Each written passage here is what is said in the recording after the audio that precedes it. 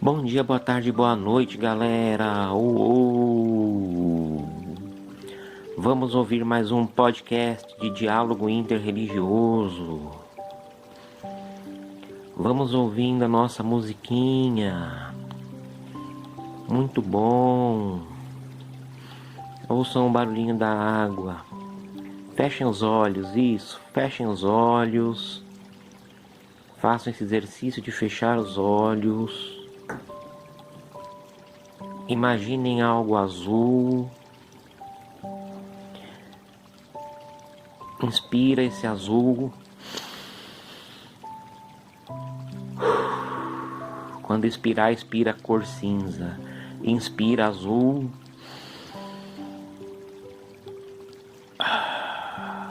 Respira na cor cinza. Vamos nos acalmando, nos equilibrando, isolando tudo de negativo que tenta chegar em nós, agradecendo a Deus por tudo. Isso, vamos ouvindo nossa musiquinha, nosso barulhinho de água. Vamos ler agora a prece de gratidão, porque nós temos muito a agradecer pelo apoio do lar, pelo amparo da escola, pela proteção do trabalho, pela alegria de servir, pela defesa da higiene, pelo aviso da experiência, pelo exercício da tolerância, pela capacidade de ser útil, pelo dom de discernir, pela força da paciência, pelo amigo que me socorre, pelo adversário que me instrui, pelos estímulos com que me conduzes, pelas provações com que me esclareces, pelas dificuldades com que me controlas, pela energia da esperança e por todas as bênçãos de amor que me proporcionas através dos entes queridos que me confias. Obrigado, meu Deus, que assim seja. Graças a Deus. Isso aí, galera, muito bom. Vamos lá, capítulo 3, página 80, religião e religiosidade no mundo global. Globalização é um fenômeno que pode ser interpretado de diversas formas pelas múltiplas ciências, né? Desde a antropologia e a sociologia até a geografia e filosofia. Mas nós podemos sintetizar a globalização como um movimento de quebra de fronteiras, uma expansão que une os indivíduos, as sociedades, as tradições religiosas, e é marcado pela homogeneização econômica, política, cultural e social entre os países e os povos. Não estou dizendo que é bom, hein? Prestem atenção. Estou dizendo que essas coisas todas realmente se unem, mas não estou dizendo que tudo isso seja bom. Globalização tem fatos positivos e negativos, né? Quanto à religião, a globalização tem impactos diversos e contraditórios, né? Por um lado, as religiões procuram se integrar globalmente, né? Por outro, a realidade nos apresenta um mundo marcado pelo pluralismo religioso, né? O primeiro desafio que essas religiões e os indivíduos de fé têm é abrir-se ao diálogo, né? Nossa, essa palavra pluralismo me trava a língua, pelo amor de Deus.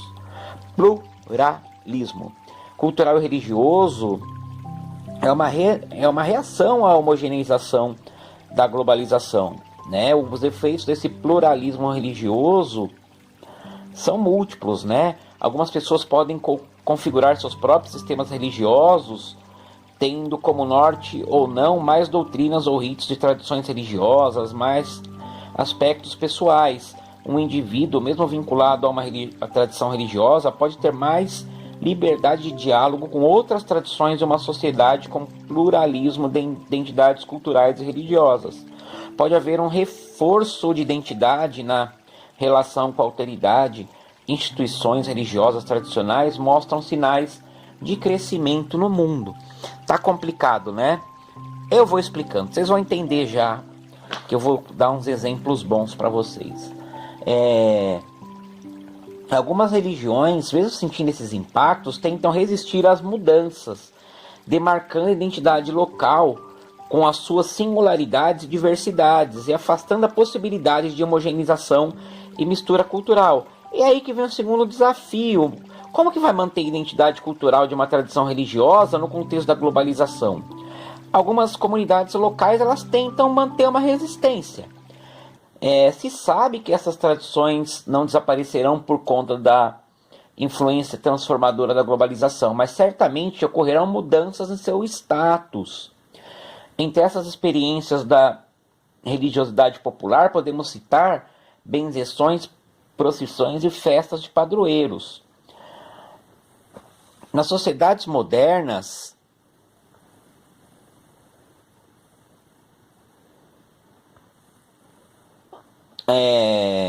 a globalização das crenças no progresso confrontou os valores sagrados das autoridades políticas e religiosas e promoveu a secularização. O que é a secularização? É um enfraquecimento da religião como aquela estrutura de modo exclusivo à vida política e social, passando esse papel ao Estado e outras estruturas sociais. Isso não quer dizer ausência da religião na sociedade, sim transformação do seu papel na atualidade. Por exemplo, o Brasil ele tem um governo secular. O que é isso? O governo brasileiro é um governo em que as pessoas têm religião, mas a religião delas não altera em nada a maneira que elas governam, ou pelo menos não deveria, né? O pluralismo religioso tem um leque de opções à disposição dos indivíduos e tornou-se um movimento de reação e resistência à secularização e à globalização. Diante do pluralismo religioso do mundo globalizado, pode-se observar ainda a postura fundamentalista, coisa de fanático, tá, gente? De grupos ou indivíduos de diversas tradições religiosas, em uma defesa radical e inflexível de seus preceitos como uma única fonte de verdade. A gente está vendo muito isso, né? O cara fala, na Bíblia está escrito que o budismo é coisa do demônio. Gente, o budismo nem era do mesmo local que a Bíblia. Como é que a Bíblia vai falar que o budismo é do demônio?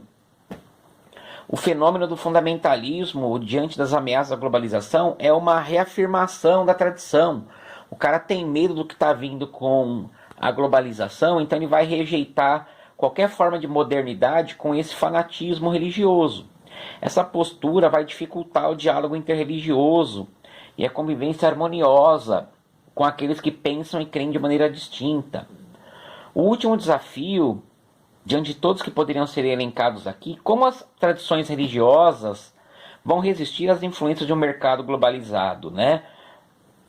Nas últimas décadas, as pessoas que pensam a religião, né? Elas afirmam que a religião virou um produto a ser consumido, mas um produto ali na prateleira, né? Algumas tradições religiosas são conhecidas como empresa da fé, supermercado religioso, agência de cura e libertação, né? Distribuidora virtual de mercadoria sagrada, etc. São religiões que seguem a doutrina do mercado, né? Não necessariamente que sejam religiões que busquem lucro, mas que elas busquem atender uma clientela, né? Busca fidelizar as pessoas que as seguem, né? E assim, nessas fidelizações existem celebrações como cultos e missas que inúmeras vezes se transformam em espetáculos e shows midiáticos. E vários líderes religiosos se apresentam na TV e seus gestos e palavras são utilizados para interagir com os fiéis que assistem seus programas.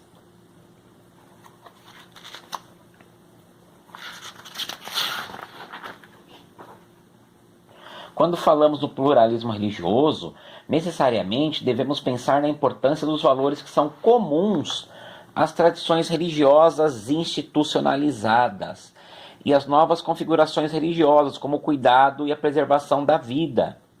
São esses valores que fundamentam o diálogo interreligioso na elaboração de projetos concretos em defesa dos direitos humanos e do meio ambiente. A religião acaba se tornando, assim, um espaço de luta. Há pessoas que sonham em mudar o mundo por meio do engajamento social da fé.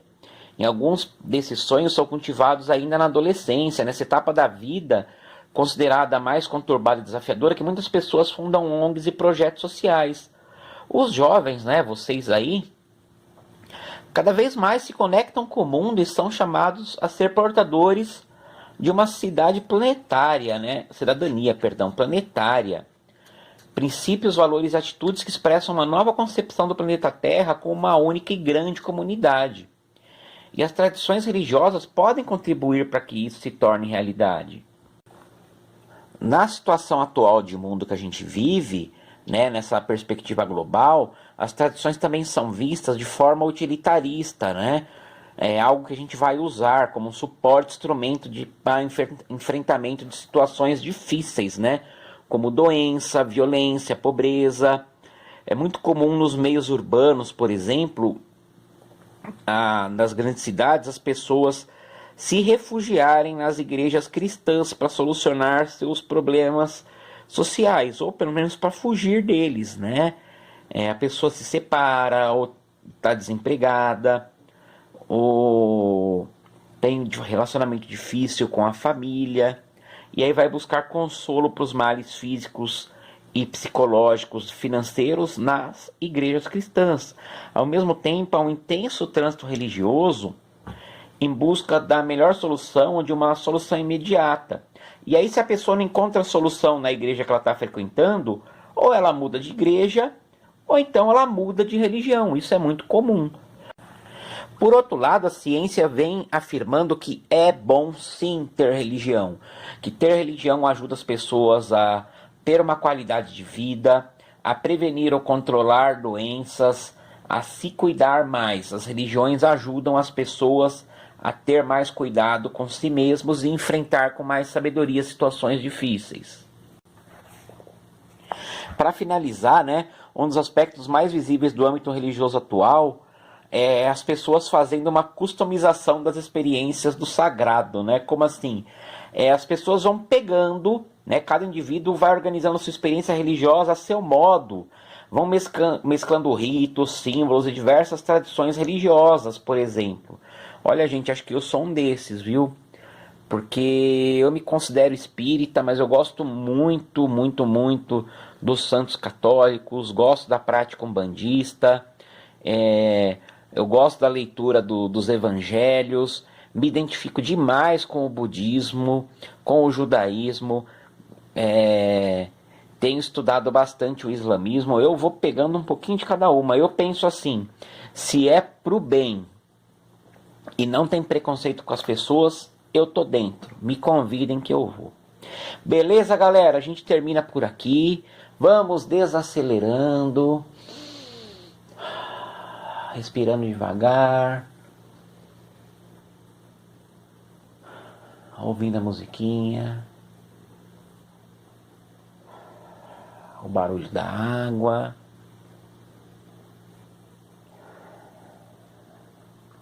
Um beijo, galera. Uou!